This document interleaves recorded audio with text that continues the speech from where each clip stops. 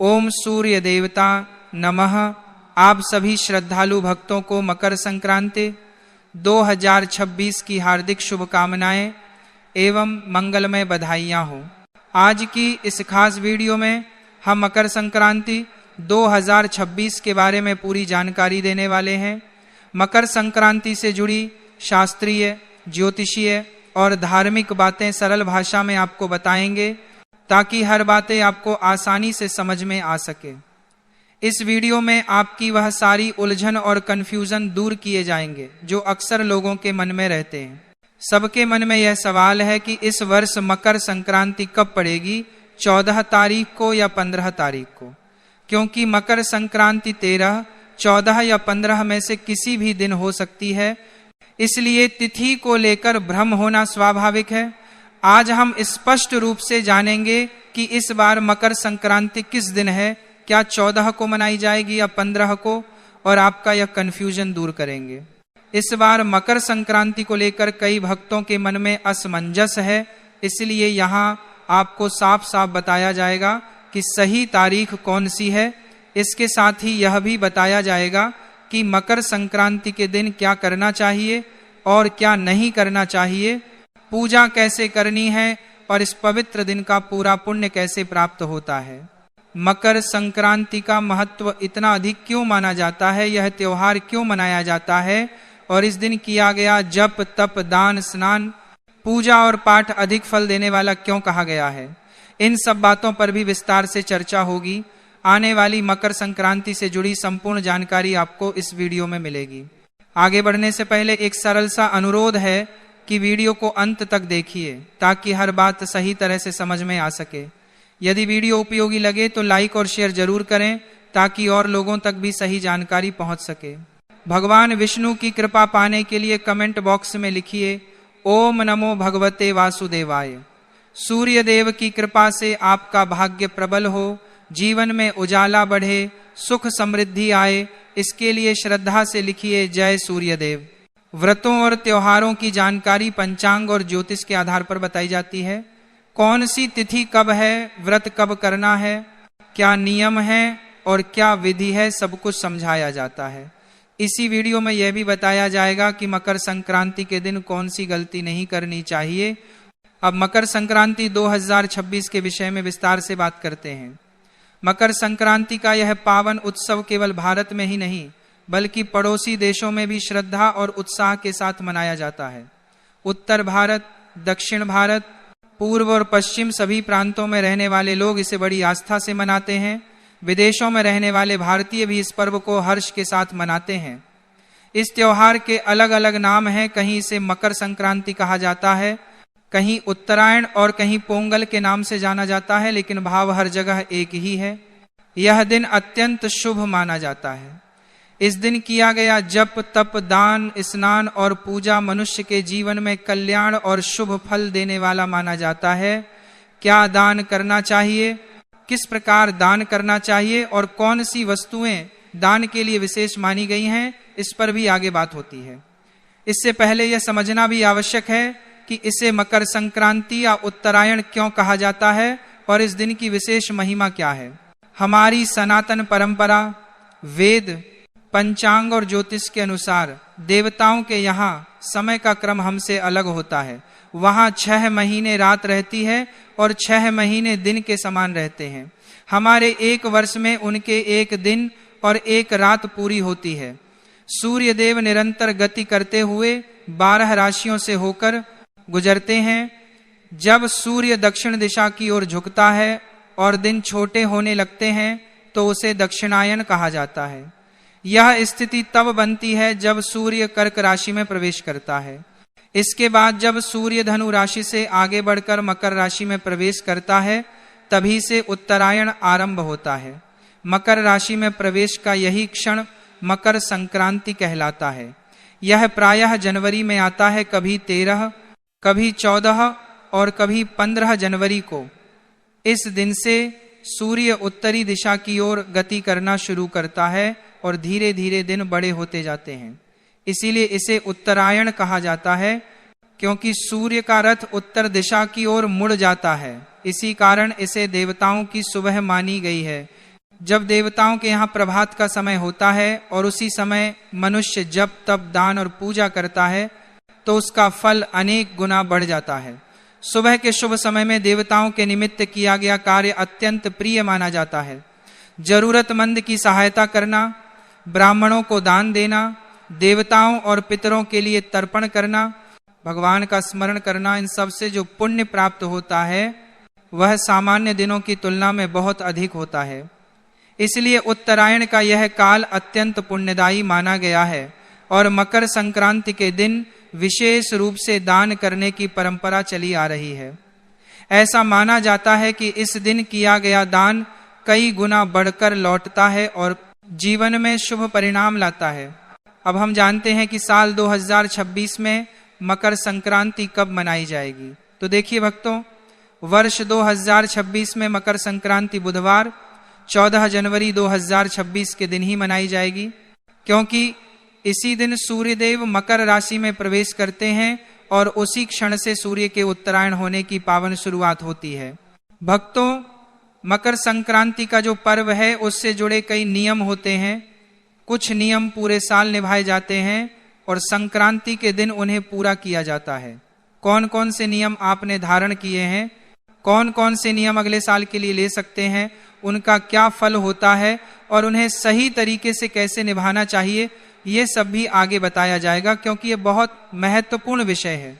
मकर संक्रांति बहुत बड़ा विषय है, शास्त्रों में इसके बारे में बहुत कुछ लिखा है, इसलिए धीरे धीरे सब बातें आपको बताते रहेंगे।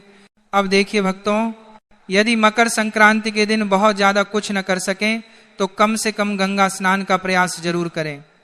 गंगा स्नान की बहुत बड़ी महिमा बताई गई है। अगर गंगा जी तक नहीं जा सकते तो घर पर ही यह विधि करें। सूर्योदय से पहले उठ जाएं, नहाने का बर्तन अच्छी तरह धो लें, उसमें थोड़ा गंगा जल डालें, फिर शुद्ध जल भरें और हर हर गंगे बोलते हुए माँ गंगा को याद करें और उत्तर दिशा की ओर मुख करके स्नान करें। अगर काले तिल हों तो थोड़ा सा तिल भी पानी में डाल लें। यह स्नान गंगा स्नान के समान फल देता है। जो लोग गंगा तक नहीं पहुंच पाते वे हर संक्रांति पर यही विधि अपनाएं। स्नान के बाद स्वच्छ वस्त्र पहने, भगवान की पूजा पाठ करें और अपने रोज के नियम पूरे करें। उसके बाद आज का दिन दान का है। अब ध्यान से सुनिए, यदि संभव हो तो ब्राह्मण को भोजन कराइए। अगर भोजन नहीं करा सकते तो अपनी शक्ति के अनुसार दान दीजिए। शास्त्र कहते हैं कि दान हमेशा योग्य ब्राह्मण को ही देना चाहिए, जो वेद पढ़ता हो, भक्ति करता हो, सत्कर्म में लगा रहता हो। ऐसे ब्राह्मण को दिया गया दान बड़ा पुण्य देता है। अयोग्य ब्राह्मण को दिया गया दान फल नहीं देता, इसलिए सोच समझकर दान करें। आज के दिन ब्राह्मणों को दान दीजिए, गरीबों की मदद कीजिए, भंडारा या लंगर में सहयोग कीजिए। अगर खुद नहीं कर सकते तो जहां लंगर चलता हो वहां मदद कर दीजिए। गरीब बच्चों को भोजन दीजिए, बिस्किट दे दीजिए, कपड़े, कंबल, शॉल, स्वेटर जो संभव हो वह दे दीजिए। जितना कर सकें उतना अवश्य दान कीजिए, क्योंकि आज किया गया दान कई गुना बढ़कर वापस मिलता है। अब देखिए भक्तों, जब आप दान और सत्कर्म करते हैं तो आपके पाप कम होते हैं और पुण्य बढ़ता है। जब पुण्य का पलड़ा भारी हो जाता है तो जीवन में बदलाव दिखाई देना शुरू हो जाता है। चेहरे पर तेज आता है, मन प्रसन्न रहता है, लोग आपकी ओर खींचे चले आते हैं, कामों में सफलता मिलती है और ईश्वर की कृपा का अनुभव होता है। यह पुण्य सिर्फ इसी जन्म में नहीं, आगे की यात्रा में भी साथ जाता है। जब मनुष्य इस दुनिया को छोड़कर आगे की यात्रा पर जाता है तो उसका मार्ग लंबा होता है। शास्त्र कहते हैं कि यह यात्रा पूरे 1 वर्ष की होती है, इसलिए मासिक श्राद्ध किए जाते हैं। इस मार्ग में वही वस्तुएं सहायता करती हैं जो आप जीवन में दान कर चुके होते हैं। ब्राह्मण सेवा, गाय को दान, जरूरतमंद की मदद, प्राणियों पर दया, यह सब आगे साथ चलता है। अगर जीवन भर कुछ नहीं किया तो फिर भटकना पड़ता है। इसलिए कहते हैं कि जब शरीर स्वस्थ है, हाथ पैर काम करते हैं, तब तक जितना हो सके उतना भला काम कर लो। और मकर संक्रांति तो सबसे ज्यादा पुण्य देने वाली तिथि है। अब सुनिए, जो भी वस्तु आप दान करने जा रहे हैं पहले उसका संकल्प कीजिए। वस्तु घर लाइए, हाथ में जल, अक्षत और दक्षिणा के रूप में एक सिक्का लीजिए। 3 बार बोलिए श्री विष्णवे नमः। अपना नाम, अपना गोत्र जहां बैठे हैं उस स्थान का नाम बोलिए और संकल्प कीजिए कि मकर संक्रांति के पवित्र अवसर पर आयु, आरोग्य और भगवान विष्णु की प्रसन्नता के लिए यह वस्तु दान कर रही हूं। फिर उस वस्तु के चारों ओर जल घुमाइए और भगवान के चरणों में समर्पित मानकर प्रार्थना कीजिए, हे प्रभु, यह दान मेरी श्रद्धा और सामर्थ्य के अनुसार अर्पित है, कृपा कर स्वीकार करें। इसके बाद वह दान जिसको देना हो उसे दे दीजिए। यदि धन का दान कर रहे हैं तो संकल्प में राशि और उद्देश्य भी बोल दीजिए। जो लोग स्वयं जाकर दान न कर सकें वे श्रद्धा से दक्षिणा भेजकर भी भाग ले सकते हैं। यहाँ सबसे बड़ा महत्व भाव का है। आगे और बातें बाकी है, लेकिन उससे पहले एक छोटी सी कथा हम सुन लेते हैं, तभी आपको समझ में आएगा इस दिन किया गया दान सत्कर्म से हमें क्या प्राप्ति होती है। बहुत समय पहले एक छोटे से नगर में नंददास नाम के एक गृहस्थ रहते थे। आय अधिक नहीं थी, घर में साधारण व्यवस्था थी, लेकिन हृदय बहुत सीधा और भगवान में श्रद्धा से भरा हुआ था। मकर संक्रांति का पावन दिन आया। नगर के लोग दान पुण्य कर रहे थे। नंददास मन ही मन सोचने लगे कि मेरे पास तो अधिक धन नहीं है, मैं क्या दान दूं। फिर उनके मन में विचार आया कि दान का मूल्य सामान से नहीं भावना से होता है। उन्होंने घर का सादा भोजन बनाया, थोड़ा गुड़ और तिल एकत्र किया, एक पुराना लेकिन साफ कंबल साथ लिया और समीप रहने वाले वेदपाठी सत्कर्मी ब्राह्मण के घर जा पहुंचे। वहां उन्होंने विनम्र भाव से कहा कि आज मकर संक्रांति के पावन दिन पर भगवान के नाम से यह छोटा सा दान स्वीकार करें। ब्राह्मण अत्यंत प्रसन्न हुए। उन्होंने नंददास के सिर पर हाथ रखकर आशीर्वाद दिया और कहा कि आज तुमने श्रद्धा और सच्चे मन से दान किया है। मकर संक्रांति के दिन दिया गया दान केवल इस जन्म तक सीमित नहीं रहता, इसका फल अगले जन्मों तक साथ चलता है। यह सुनकर नंददास का हृदय भावुक हो गया। वे चुपचाप लौट आए, पर उनके मन में बड़ी शांति और आनंद भर गया। धीरे धीरे समय बदला। पहले जहां घर में अभाव रहता था वहीं अब बरकत बढ़ने लगी। छोटा व्यापार बढ़ा, परिवार में सुख शांति आई, मन में चिंता कम हुई और संतोष बढ़ता चला गया। नंददास समझ गए कि दान से धन कम नहीं होता, बल्कि ईश्वर की कृपा बनकर लौटता है। जब कालांतर में उनका शरीर छूट गया और आत्मा आगे बढ़ी तो देवदूतों ने कहा कि इसने मकर संक्रांति के दिन श्रद्धा से ब्राह्मण को दान दिया था, इसका पुण्य इसके साथ चलेगा। अगले जन्म में वही आत्मा एक संपन्न और सद्गुणों से युक्त परिवार में जन्मी। जहां पहले मांगने की स्थिति थी वहां अब देने की सामर्थ्य लेकर पैदा हुए। जीवन में ऐश्वर्य के साथ साथ करुणा और दया का भाव भी साथ रहा। इस प्रकार यह अनुभव सत्य सिद्ध हुआ कि मकर संक्रांति के दिन योग्य ब्राह्मण, गरीब और जरूरतमंद को श्रद्धा से दिया गया। दान पापों को घटाता है, पुण्य को बढ़ाता है, दरिद्रता को दूर करता है और उसका फल इस जन्म में भी मिलता है और अगले जन्मों में भी साथ चलता है। दान की वस्तु छोटी हो या बड़ी, यदि हृदय से दी जाए तो उसका फल अनंत हो जाता है। कथा समाप्त होने के बाद अब आप यह समझिए, मकर संक्रांति के दिन सूर्यदेव की पूजा विशेष फल देने वाली मानी गई है। स्नान और दान के बाद सूर्य की आराधना अवश्य करनी चाहिए। तांबे या पीतल के लोटे में पहले थोड़ा गंगा जल और फिर शुद्ध जल भरें, उसमें रोली और लाल पुष्प डालें और सूर्य देव को अर्घ्य अर्पित करें। ओम सूर्याय नमः का जप करें। अर्घ्य देते समय लोटे को इस प्रकार रखें कि गिरती हुई जलधारा के बीच से सूर्य दिखाई दें। यही अर्घ्य देने की विधि है। इसके बाद सूर्य की परिक्रमा करें और उस जल को अपने मस्तक से लगाएं। यदि तिल से बनी मिठाई हो तो सूर्य देव को भोग लगाएं और विनम्र भाव से प्रार्थना करें कि हे सूर्य देव, आज आपके उत्तरायण होने पर मैं आपकी उपासना करता हूँ।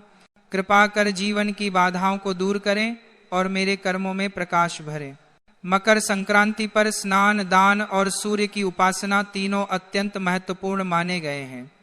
यदि केवल यही 3 कार्य श्रद्धा से कर लिए जाएं तो भी बड़ा कल्याण होता है। बाकी जो नियम निभा सकें वे अवश्य अपनाएं। यह दिन केवल तिथि नहीं बल्कि नए संकल्प और नई ऊर्जा का शुभ अवसर है।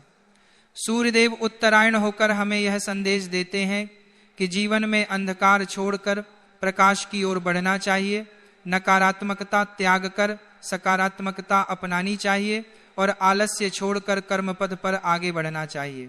अब वर्ष 2026 की मकर संक्रांति की तिथि भी स्पष्ट सुन लें।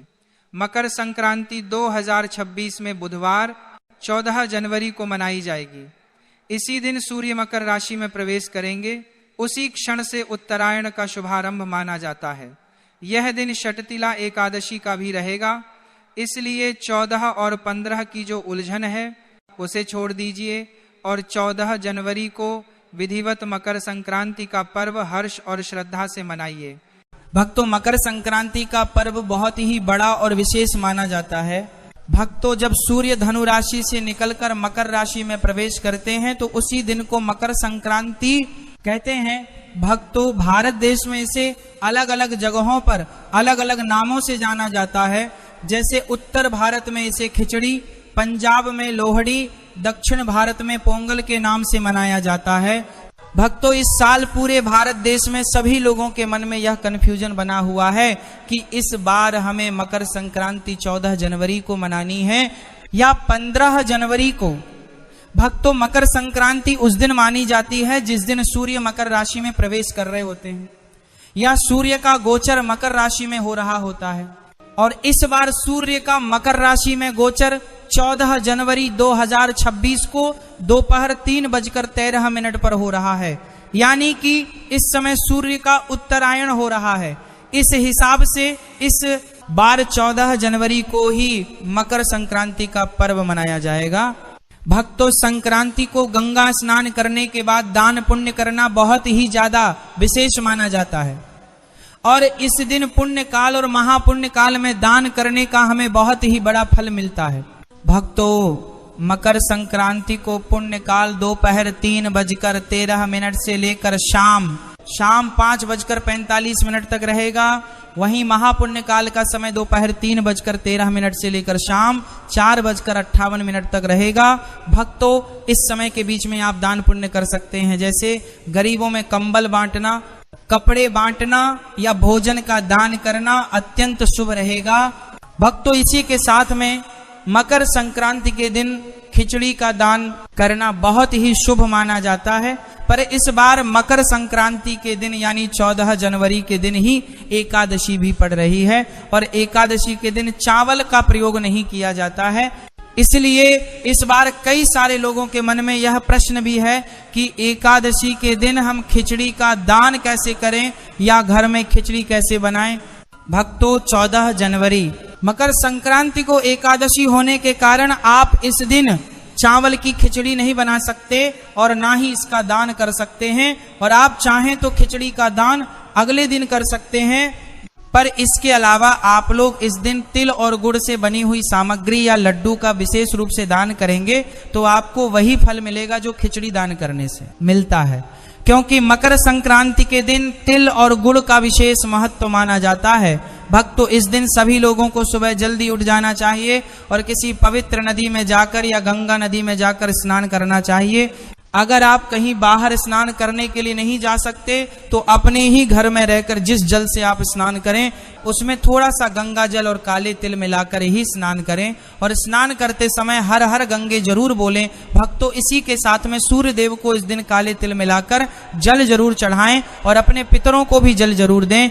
भक्तों, मकर संक्रांति का दिन विशेष रूप से भगवान सूर्य नारायण को समर्पित है, इसलिए इस दिन उनसे जुड़ी हुई चीजों का दान करना अत्यंत शुभ माना जाता है। आप चाहें तो तांबे का लोटा या तांबे से बनी हुई वस्तु का दान कर सकते हैं। इसी के साथ में पीपल के पेड़ की पूजा करके पीपल के पेड़ में भी जल जरूर देना चाहिए।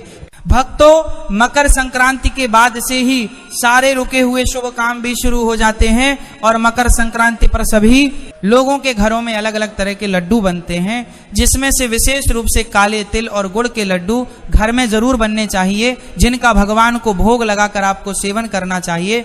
भक्तों, अब हम आशा करते हैं कि मकर संक्रांति से जुड़ा हुआ जो भी प्रश्न आपके मन में था उसका उत्तर आपको मिल गया होगा। फिर भी अगर आपके मन में कोई प्रश्न हो तो वह आप हमसे कमेंट करके पूछ सकते हैं और आप हमारी यह वीडियो कहाँ से देख रहे हैं यह भी कमेंट में जरूर बताएं। राधे राधे मेरे प्रिय भक्तों।